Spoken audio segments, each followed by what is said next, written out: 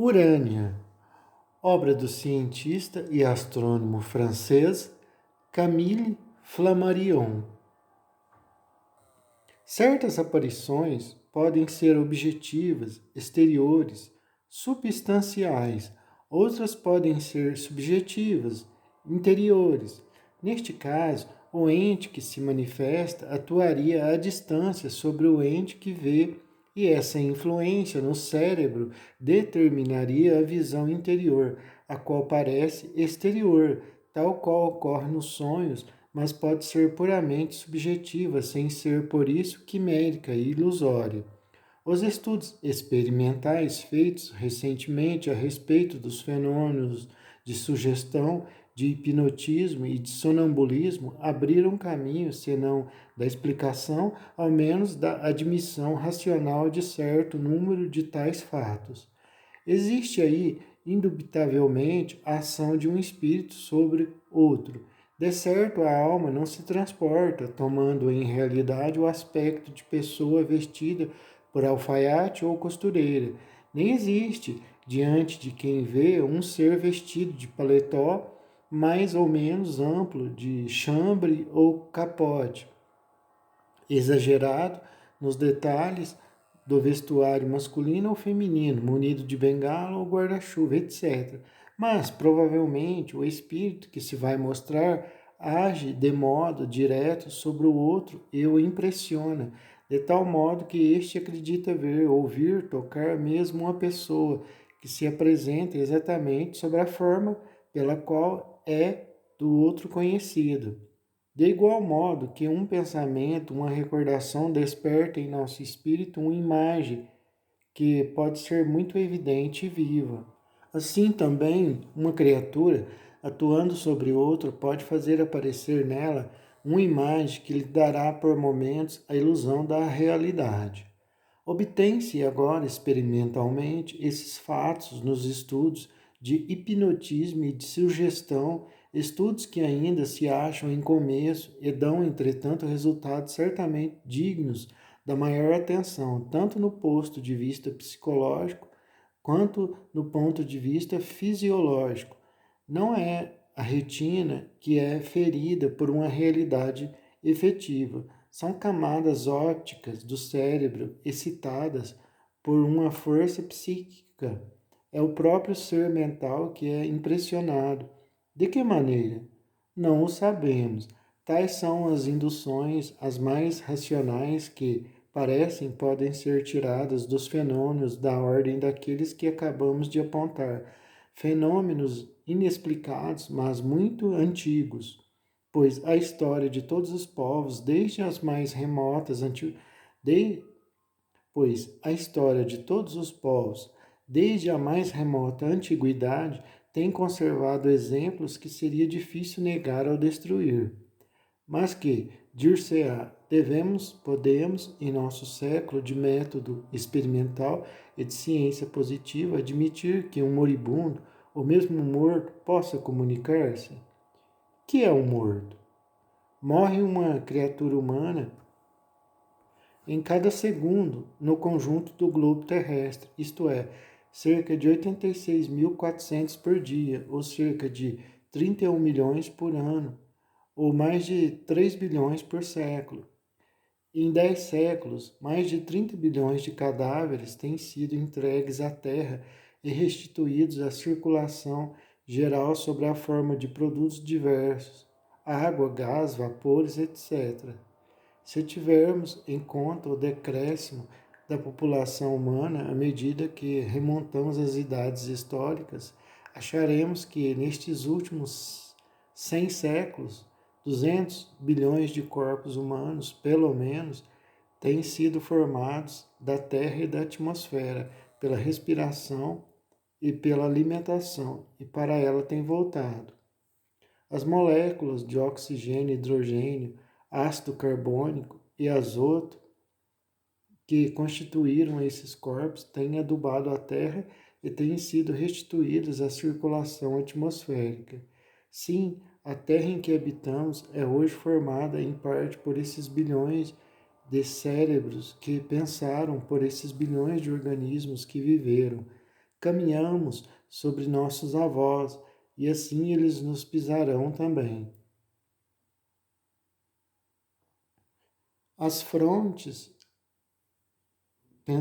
as frontes dos pensadores, os olhos que contemplaram, que sorriram, que choraram, os corações que amaram e sofreram, as bocas que entoaram cânticos de amor, os lábios rosados e os seios de mármore, as entranhas das mães, os braços dos trabalhadores, os músculos dos guerreiros, o sangue dos vencidos, as crianças e os velhos, os bons e os maus, os ricos e os pobres, tudo quanto viveu, tudo quanto pensou, jaz na mesma terra. Seria difícil hoje dar um único passo no planeta sem pisar no despojo dos mortos. Seria difícil comer e beber sem reabsorver o que já foi comido e bebido milhares e milhares de vezes. Seria difícil respirar sem incorporar o hálito dos mortos. Os elementos constitutivos dos corpos, hauridos na natureza, à natureza voltaram, e cada um traz em si os átomos que precedentemente pertenceram a outros corpos. Nossa, gente, até parei um pouco aqui para deixar algumas considerações aqui. Nossa, a gente nem pensa nisso, né? Nessa época aí que foi escrito esse livro aí, há uns 130 anos atrás, aí, quase 140 anos, 150 anos atrás, eu me esqueci aqui da data correta, ainda era bem menos. Hoje morrem muito mais pessoas do que ele citou aí, né? Na época que era 3 milhões, não é, ele citou aí por ano, né, por dia, por ano, tal, em uma década, tal. Hoje é muito mais, e a gente nem pensa nisso, né? Quantos, 200, ele citou ali 200 bilhões de seres, até a época que ele contava, que ele fez uma conta lá, já tinha sido enterrado em nosso planeta, e a gente nem pensa nisso, né? A gente anda por onde milhões de corpos ali já foram enterrados, bilhões ali, isso faz parte do nosso dia a dia praticamente, né? Nossa, a gente nem pensa nessas coisas. É muito incrível, nossa. Serviu de adubo para as plantas e isso aos poucos penetra o solo e infiltra ali nas ali no subsolo, ali nas correntes de água ali do subsolo, né? Nossa, é muito impressionante. Se a gente for pensar, é muito incrível. Nós fazemos parte desse planeta, nossos corpos, que gente que já viveu outras vidas, assim, para quem crê na reencarnação, né? Nossos corpos já adubaram aí tantas vezes a terra e já serviu de adubo para a terra, para as plantas e, nossa, se a gente for raciocinar, pensar, é muito incrível essa questão. Muito, mas muito incrível mesmo. Voltando aqui ao livro. Os elementos constitutivos dos corpos, hauridos na natureza, a natureza voltaram, e cada um traz em si átomos que precedentemente pertenceram a outros corpos. Pois bem, pensais que a humanidade toda seja isso? Pensais que ela não haja deixado nada mais nobre, mais grandioso, mais espiritual?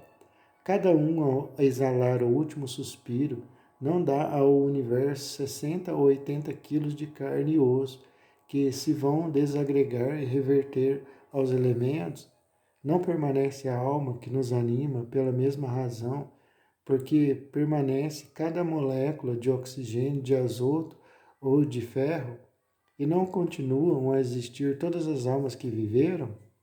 Nenhum direito nos assiste de afirmar que o homem seja unicamente composto de elementos materiais e que a faculdade de pensar não seja mais do que uma propriedade desse conjunto. Temos, ao contrário, as mais íntimas razões para admitir que a alma é uma entidade individual e que ela quem rege as moléculas para organizar a forma vivente do corpo humano. A serenidade luminosa e quase sorridente do semblante do ser humano quando morre, serenidade que substitui, qual relâmpago de calma, felicidade, as angústias da agonia, não indicará que, nessa hora suprema, a última impressão da alma no momento do desligamento foi uma impressão de luz, de paz, uma espécie de visão de liberdade? Que resulta as moléculas invisíveis e intangíveis que compuseram o corpo durante a vida. Vão pertencer a novos corpos. Que destino têm as almas igualmente invisíveis e intangíveis? Pode-se pensar que reencarnam também em novos organismos, cada uma segundo a sua natureza, as suas faculdades, o seu destino. A alma pertence ao mundo psíquico. Sem dúvida, há na Terra uma quantidade inúmera de almas ainda pesadas, grosseiras, apenas desprendidas da matéria, incapazes de conceber as realidades intelectuais. Outras há, porém, que vivem no estudo, na contemplação, no cultivo do mundo psíquico ou espiritual. Essas podem não ficar presas na Terra e o seu destino é viver da vida urânica.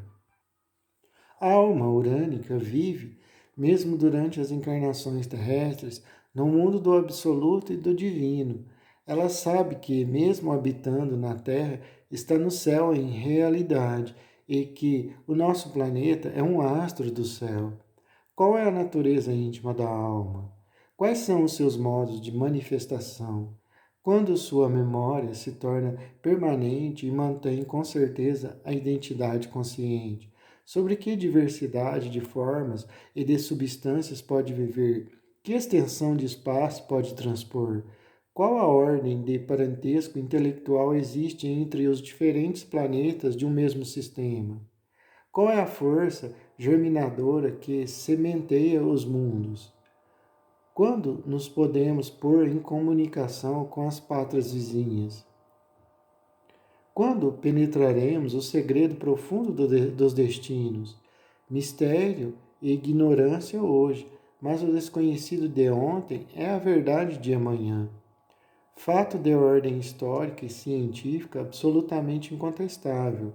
Em todos os séculos, em todos os povos e sobre as mais diversas aparências religiosas, a ideia de imortalidade repousa invulnerável no fundo das consciências humanas.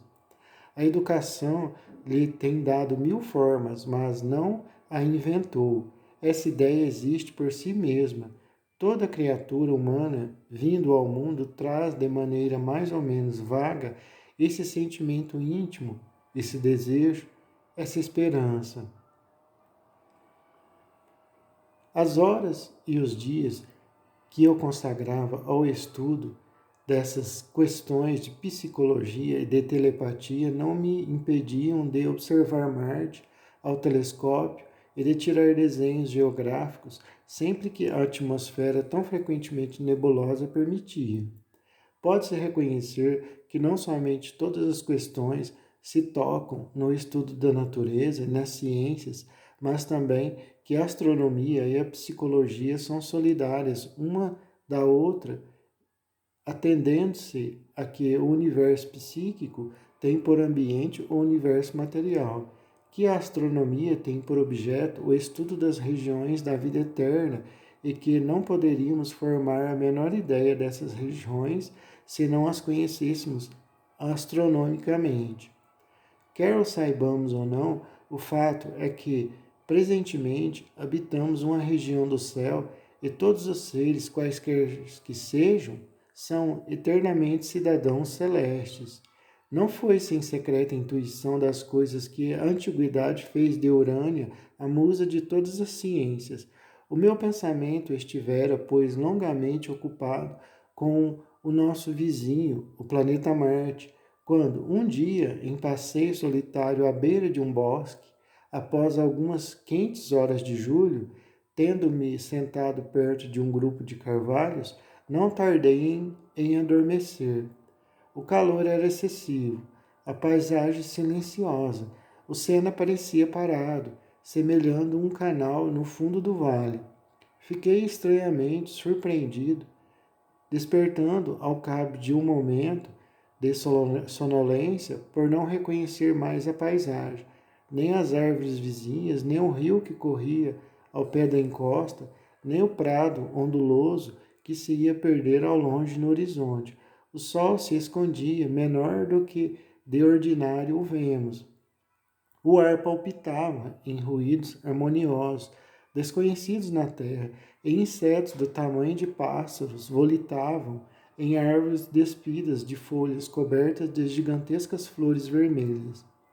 Levantei-me, impelido pelo pasmo, qual por potente mola, de um salto tão enérgico que me achei subitamente em pé, sentindo-me de singular leveza. Tinha dado apenas alguns passos quando mais da metade do peso do meu corpo pareceu ter se evaporado durante o sono. Esta íntima sensação me impressionou mais profundamente ainda do que a metamorfose da natureza desdobrada diante de mim. Mal dava crédito aos meus olhos e aos meus sentidos. Além disso, eu não tinha mais os mesmos olhos, não ouvia mais do costumeiro modo. Percebi logo que a minha organização era dotada de vários sentidos novos, inteiramente diferentes dos da nossa harpa terrestre, em particular de um sentido magnético com o qual se pode entrar em comunicação de um para outro ser, sem que seja necessário traduzir os pensamentos por palavras audíveis. Esse sentido recorda o da agulha imantada, que, do fundo de um subterrâneo do Observatório de Paris, estremece quando uma aurora boreal se acende na Sibéria ou quando rompe no Sol uma explosão elétrica.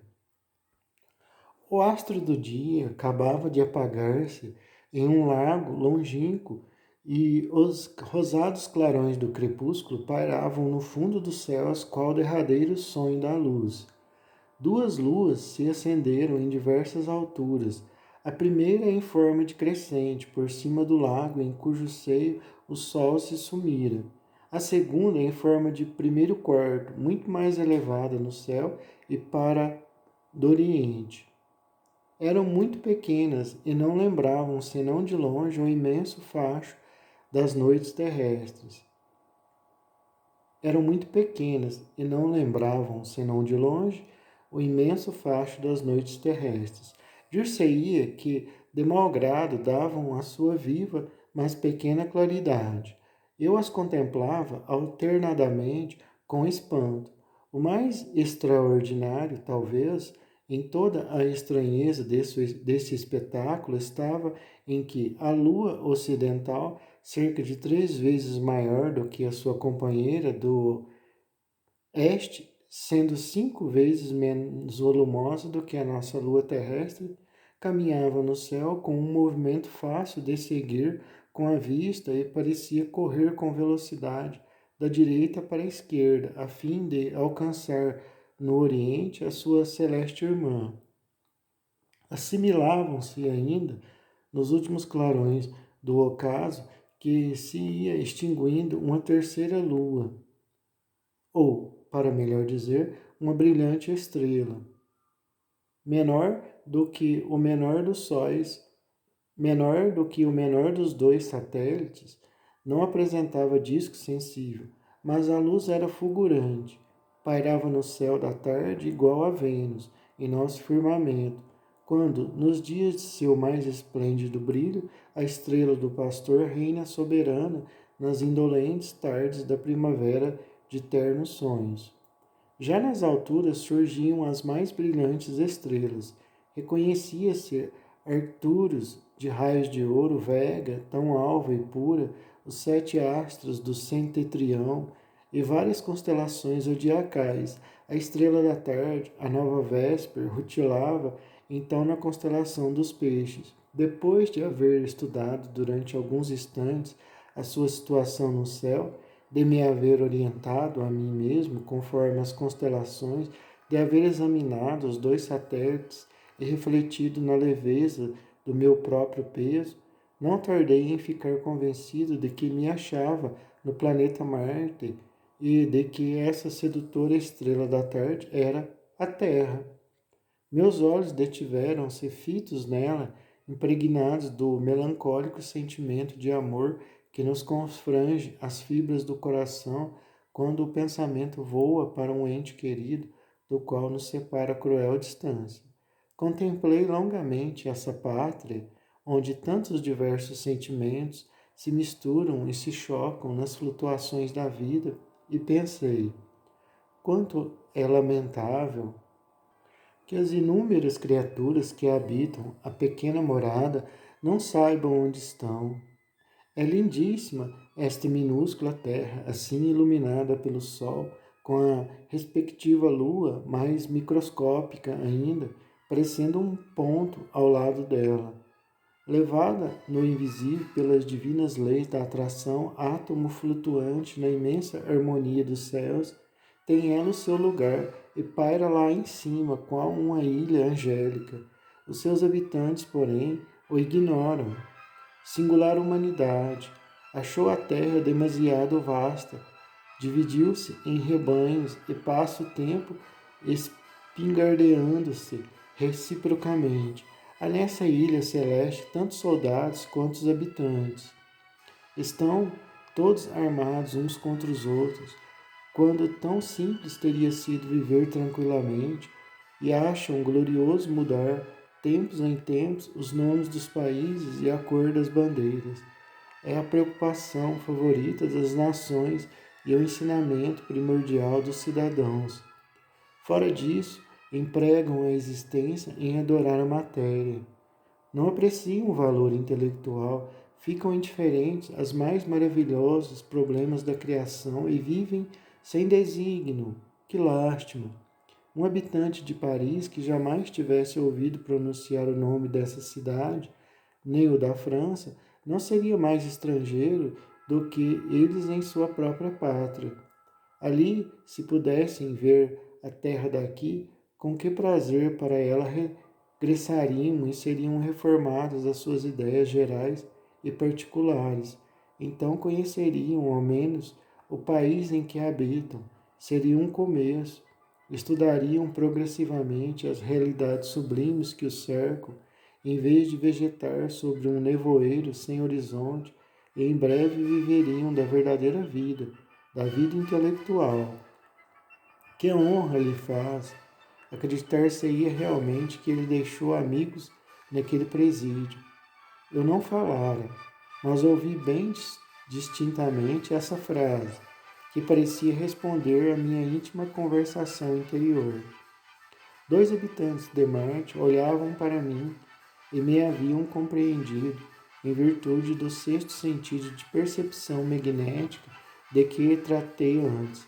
Fiquei um tanto surpreso e confessei-lo sensivelmente ofendido com apóstrofe. No fim de contas, pensei eu, amo a terra, é meu país, é meu mundo e tenho patriotismo. Desta vez, os meus dois vizinhos riram ao mesmo tempo. Sim, tornou um deles com inesperada bondade. Tens patriotismo, bem se vê que chegas da terra. E o mais idoso acrescentou: deixa lá os teus compatriotas. Nunca serão nem mais inteligentes, nem menos cegos do que hoje. Há 800 séculos já que assim se conservam, e tu mesmo o confessas, não são ainda capazes de pensar. És admirável em olhar a terra com olhos tão enternecidos, é demasiada ingenuidade.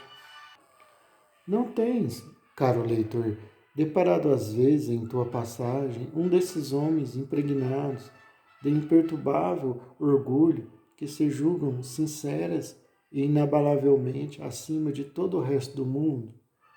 Quando essas altivas personagens se acham em presença de uma superioridade, esta se lhes torna instantaneamente antipática, não a suportam. Pois bem, durante o que precede e de que dei há pouco uma pálida tradução, eu me senti muito superior à humanidade terrestre, pois que tinha compaixão dela e invocava para ela melhores dias. Quando, porém, aqueles dois habitantes de Marte pareceram comiserar-se de mim e criei reconhecer neles uma fria superioridade. Tornei-me, então, por momentos, um desses ineptos orgulhosos. O meu sangue deu apenas uma volta, e, contendo-me por um resto de polidez francesa, abri a boca para dizer: no fim de contas, meus amigos, os habitantes da Terra não são tão estúpidos quanto por aqui parece, se acredita, e valem talvez mais do que os senhores. Infelizmente, eles não me deixaram sequer encetar a frase, atendendo-se a que a tinham adivinhado enquanto se formava pela vibração das medulas do meu cérebro.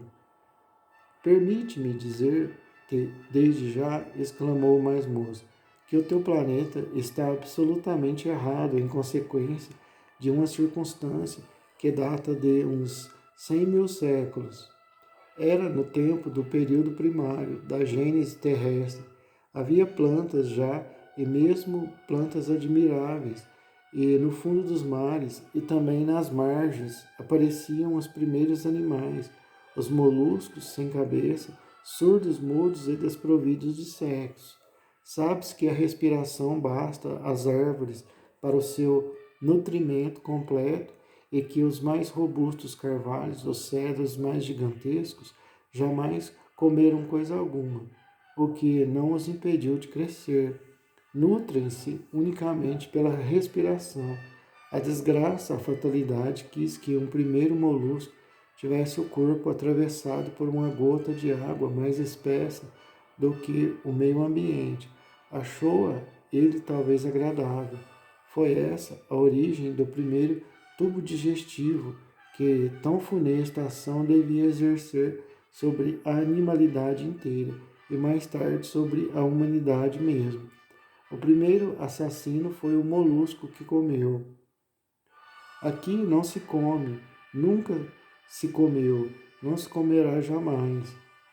A criação tem se desenvolvido gradual, pacífica, nobremente, do modo pelo qual começara. Os organismos se nutrem, isto é, renovam suas moléculas por simples respiração, qual fazem as árvores da terra. Cada uma desses cujas folhas é um pequeno estômago. Na tua cara pátria, não se pode viver um só dia sem a condição de matar. Entre vós, outros, a lei de vida é a lei de morte. Aqui a ninguém jamais acudiu à ideia de matar, sequer um pássaro. Vós outros sois todos, mais ou menos, carniceiros. Tendes os braços cheios de sangue. Os estômagos estão repletos de vitualhas.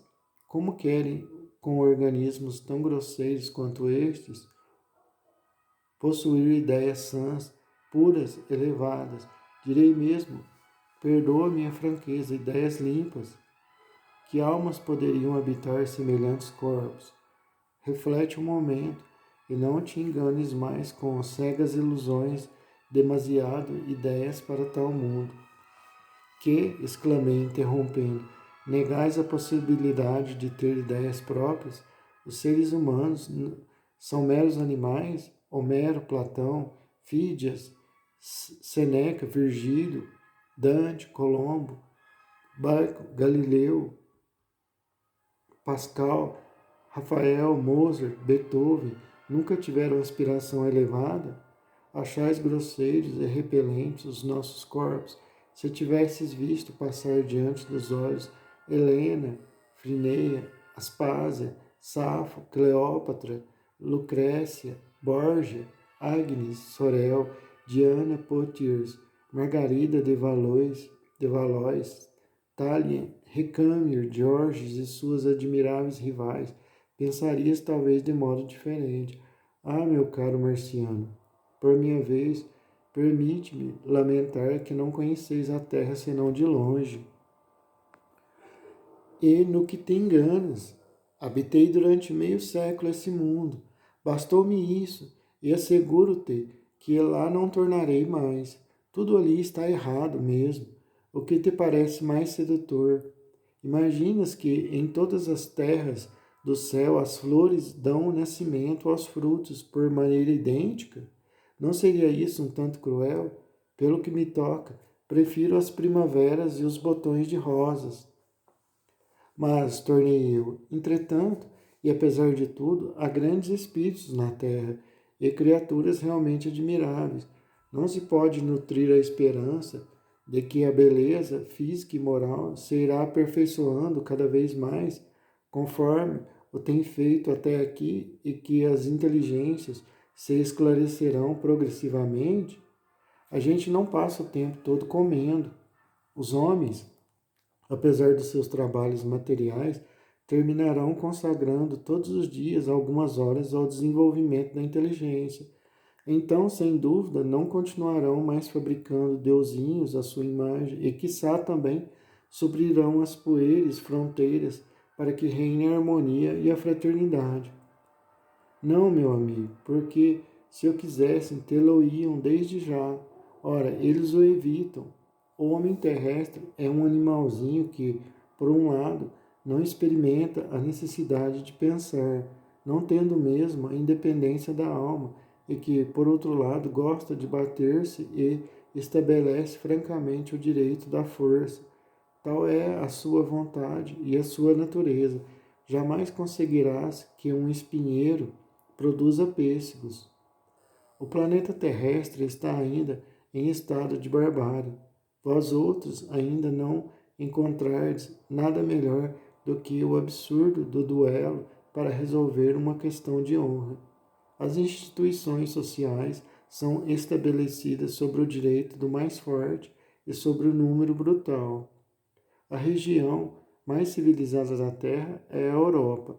Todos os cidadãos são educados no culto do assassínio internacional e impostos ultrajantes atiram. Eu o vejo no teu espírito 6 bilhões por ano, mais de 16 milhões por dia nas casernas improdutivas. A guerra perpétua é a alegria imbecil dos pequenos e a maneira de dominação para os grandes. Seus cidadãos, a qualquer país que pertençam, tivessem o bom espírito de recusa, todos, sem exceção ao serviço militar, mereceriam o título de homens de senso. Eles não querem isto, porque amam a escravidão, e o estado de mediocridade do planeta é ainda muito delicioso para a besta humana. Bem, retorqui eu, não se imagine que por isso estejamos condenados à impenitência final. Dia virá, talvez em centenas de séculos, em que a humanidade, chegada à idade do siso, formará uma família única, falando o mesmo idioma, e onde o sentimento de patriotismo, que a divide ainda para muito tempo, terá dado lugar ao sentimento único, geral, absoluto da solidariedade humana. Então somente o planeta será transformado e viverá intelectualmente. Jamais, repôs um dos marcianos, jamais vosso planeta medíocre atingirá a perfeição do nosso. Sois muito espessos. Reflete, pois, que as deliciosas belezas terrestres, a que aludias há pouco, são apenas uns grosseiros monstros comparados às nossas aéreas mulheres de Marte, as quais vivem do ar de nossas primaveras, dos perfumes de nossas flores, e são tão voluptuosas no fremito de suas asas, no ideal beijo de uma boca que jamais comeu, que se a Beatriz do Dante tivesse sido de tal natureza, jamais o imortal Florentino teria podido escrever 2 cantos do Divina Comédia. Houvera começado pelo paraíso e daí não teria descido. Reflete que os nossos adolescentes possuem tanta ciência inata quanto Pitágoras, Arquimedes, Euclides, Kepler, Newton, Laplace e Darwin. Após todos os seus laboriosos estudos, os nossos 12 sentidos nos põem em comunicação direta com o universo. Sentimos daqui a 100 milhões de léguas a atração de Júpiter, que passa. Vemos a olho nu os anéis de Saturno. Adivinhamos a chegada de um cometa. O nosso corpo está impregnado da eletricidade solar que põe em vibração a natureza inteira. Aqui nunca houve fanatismo religioso, nem carrasco, nem mártires, nem divisões internacionais, nem guerras, mas desde os seus primeiros dias, a humanidade naturalmente pacífica e livre de toda a necessidade material tem vivido independente de corpo e de espírito em constante atividade intelectual, elevando-se sem parar no conhecimento da verdade. Mas chega até mais perto. Dei alguns passos com os meus interlocutores no cimo da montanha e, chegando à vista da outra vertente, distingui multidão de luzes de diversos cambiantes, voltando nos ares. Eram os habitantes que, de noite, se tornam luminosos quando querem, de carnação aérea, parecendo formados de flores fosforescentes, guiavam orquestras e coros. Um deles passou muito perto e tomamos lugar no meio de uma nuvem de perfumes. As sensações que eu experimentava eram singularmente estranhas a todas aquelas que eu havia tido na Terra. E essa primeira noite em Marte passou qual rápido sonho, pois quando rompeu a aurora, eu me achava ainda no carro aéreo, discorrendo com os meus interlocutores, com os seus amigos e suas indefiníveis companheiras. Que panorama ao erguer do sol! Flores, frutos, perfumes e palácios mágicos erguiam-se em ilhas de laranjada vegetação. As águas estendiam-se em límpidos espelhos e alegres pares aéreos desciam, turbilhonando para as encantadoras margens. Ali todos os trabalhos materiais são executados por máquinas e dirigidos por algumas raças animais aperfeiçoadas, cuja inteligência é pouco mais ou menos da mesma ordem dos humanos na Terra. Os habitantes não vivem senão pelo Espírito e para o Espírito.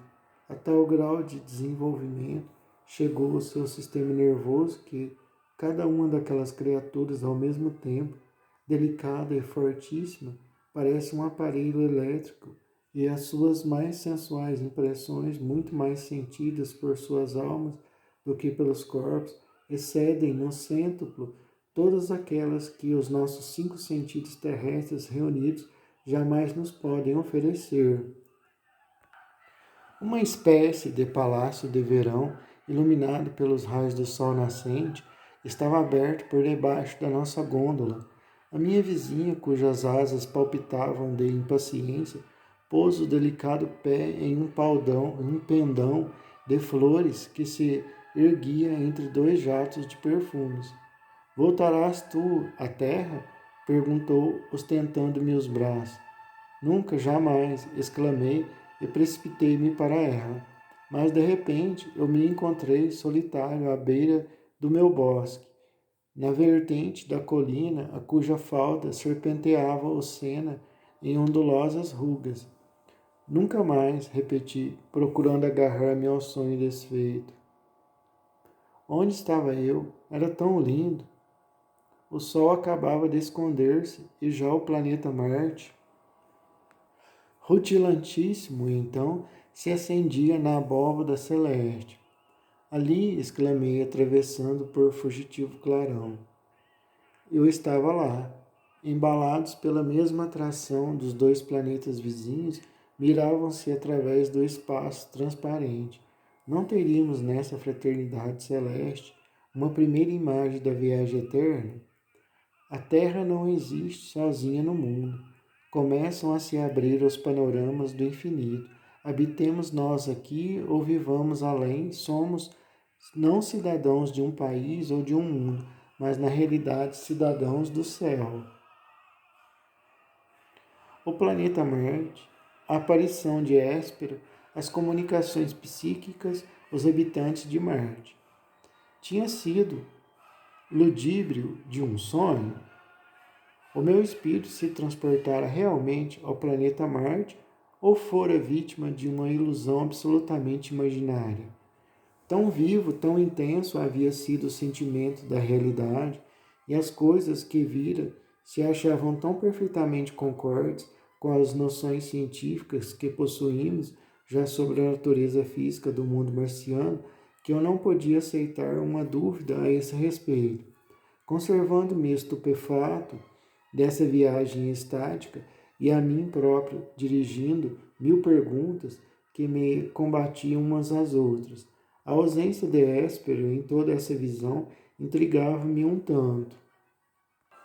Continuava a sentir-me tão intimamente ligado à sua querida lembrança que me parecia devera ter adivinhado a sua presença.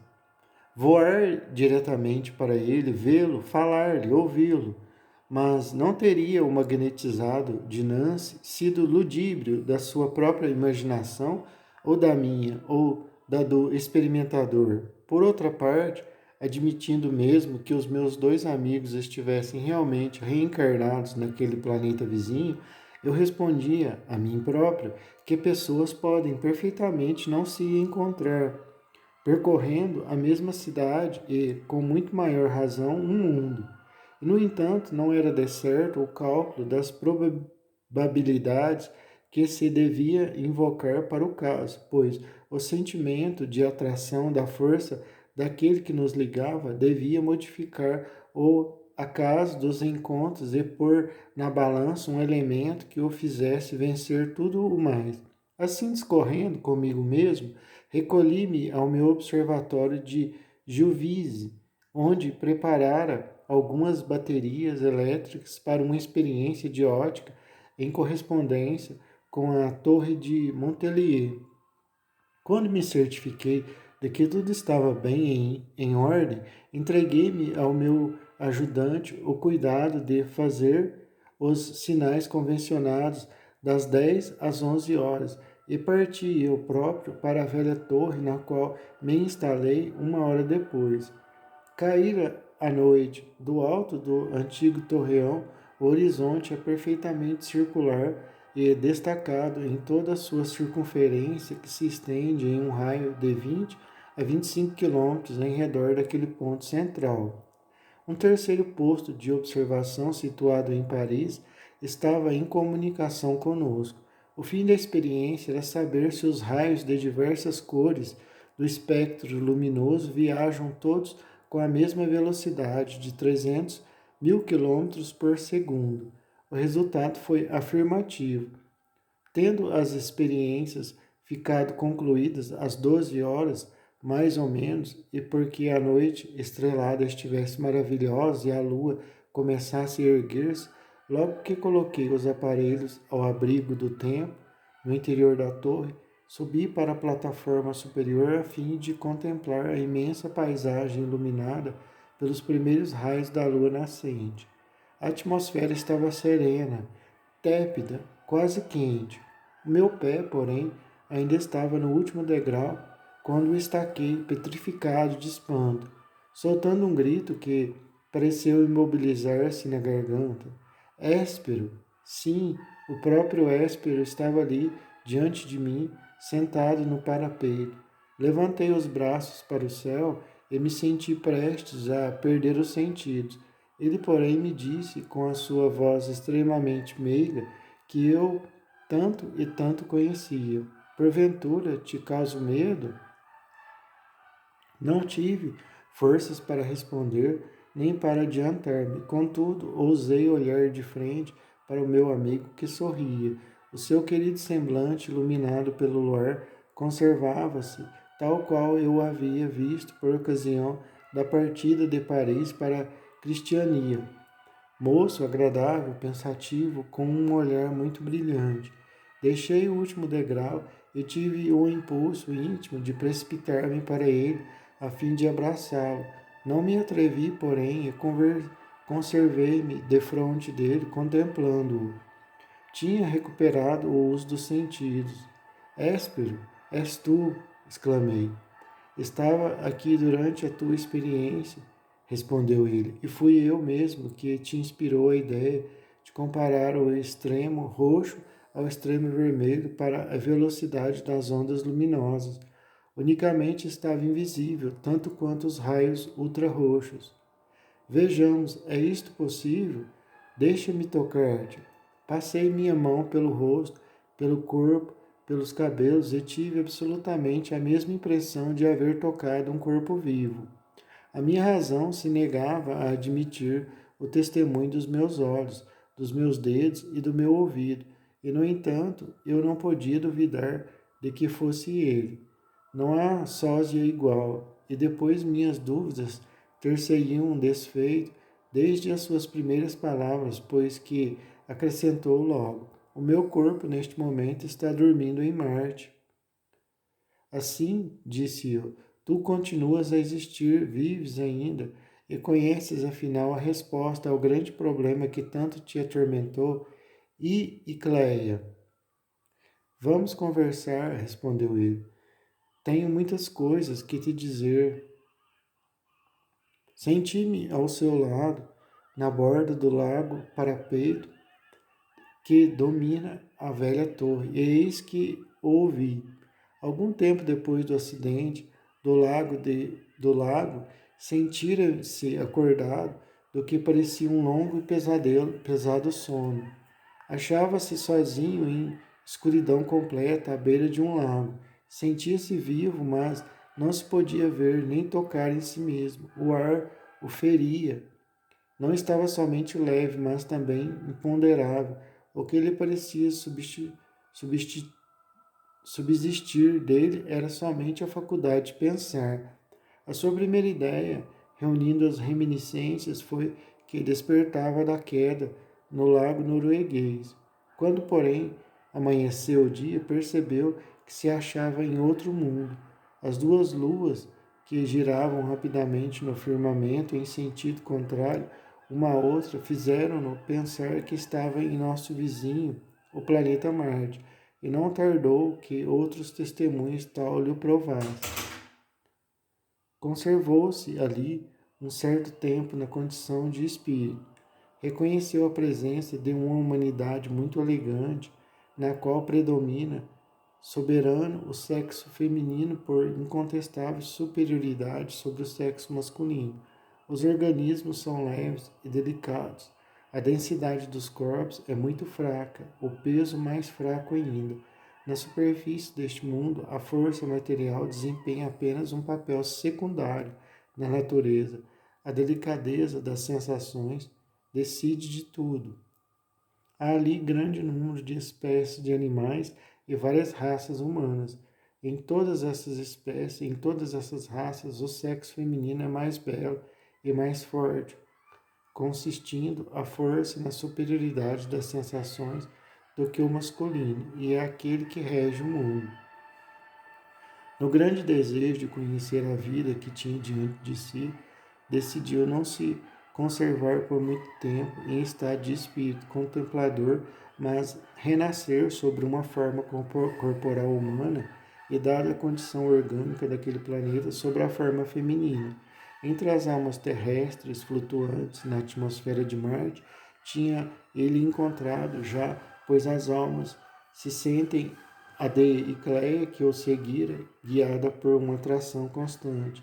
Ele, por seu lado, sentira-se levada para uma encarnação masculina. Ela, Icleia, por seu lado, sentira-se levada para uma encarnação masculina. Estavam assim reunidos ambos em um dos mais privilegiados países desse mundo, vizinhos e predestinados a novo encontro na vida e a partilhar das mesmas emoções, dos mesmos pensamentos, das mesmas obras. Assim, conquanto a memória da sua existência terrestre se conservasse velada e quase apagada pela nova transformação, vago sentimento de parentesco e simpático apego imediato os havia reunido logo que se tinham avistado pela primeira vez. A superioridade psíquica, a natureza dos seus pensamentos habituais, o estado de espírito acostumado a procurar os fins e as causas, lhes haviam dado uma espécie de íntima penetração que os desprendia da geral ignorância dos viventes. Tinham-se amado tão de súbito, haviam tão passivamente sentido a influência magnética do choque de reencontro, que para logo constituíram um mesmo e único ente, tão unidos quanto o estavam no momento da separação terrestre. lembravam-se de terem encontrado, já estavam convencidos de que fora na Terra, nesse planeta vizinho, que a noite brilha com tão vivo fulgor no céu de Marte, e às vezes em seus voos solitários por sobre as colinas povoadas de plantas aéreas, contemplavam a estrela da tarde, procurando reatar o fio quebrado de uma tradição interrompida. Inesperado acontecimento veio explicar tais reminiscências e provar que não se enganavam.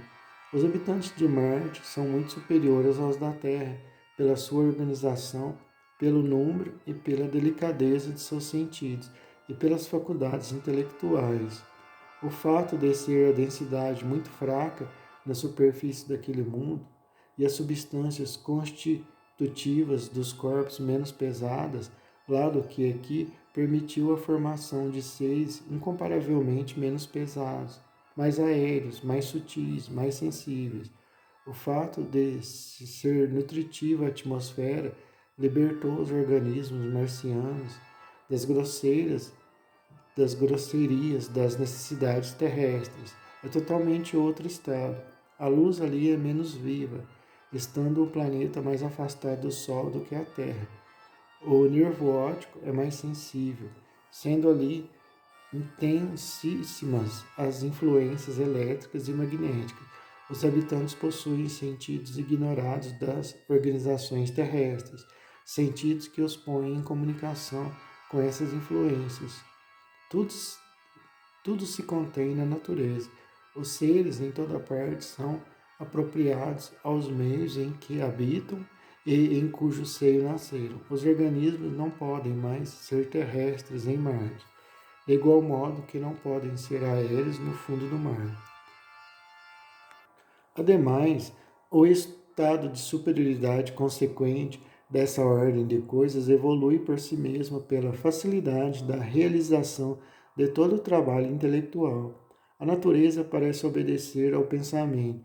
O arquiteto que quer levantar um edifício, o engenheiro que deseja modificar a superfície do solo, quer se trate de levantar ou de cavar, de cortar montanhas ou de aterrar vales, não se esbarram, como acontece na Terra, com o peso dos materiais e nas dificuldades da execução. Assim tem a arte feito, desde a origem, os mais rápidos progressos.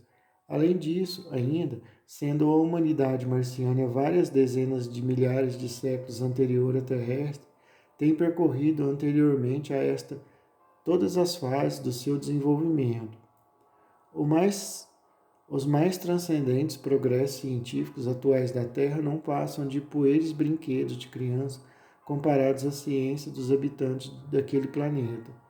Principalmente em astronomia, estão mais adiantados e conhecem melhor a Terra do que desta conhecem aquela pátria. Inventaram eles, entre outros, uma espécie de aparelho telefotográfico no qual um rolo de estofo recebe perpetuamente, desenrolando-se, a imagem do nosso mundo e a fixa inalteradamente, inalteravelmente. Imenso museu consagrado especialmente aos planetas do sistema solar conserva na ordem cronológica todas essas imagens fotográficas fixadas sempre.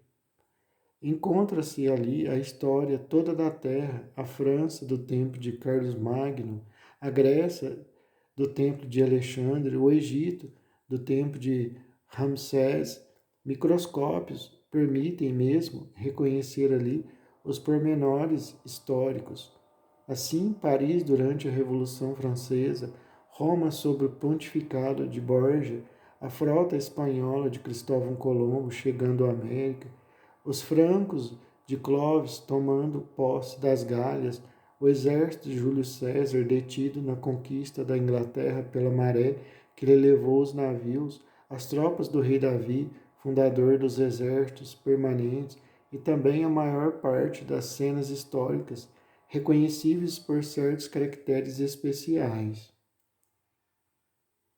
Um dia em que os dois antigos noivos visitavam esse museu, A reminiscência, vaga até então, iluminou-se, qual paisagem noturna atravessada por um relâmpago. De súbito, reconheceram o aspecto de Paris durante a exposição de 1867. Acentuou-se-lhes a lembrança. Cada um deles sentiu separadamente que tinha vivido ali, e sobre essa impressão tão forte, foram logo dominados pela certeza de ali terem vivido juntos. A memória avivou-se gradualmente, não já por interesses, por intermitentes clarões, mas qual a luz progressiva do começo da aurora. Lembraram-se então ambos sobre a forma de inspiração das palavras do Evangelho, há diversas moradas na casa de meu pai.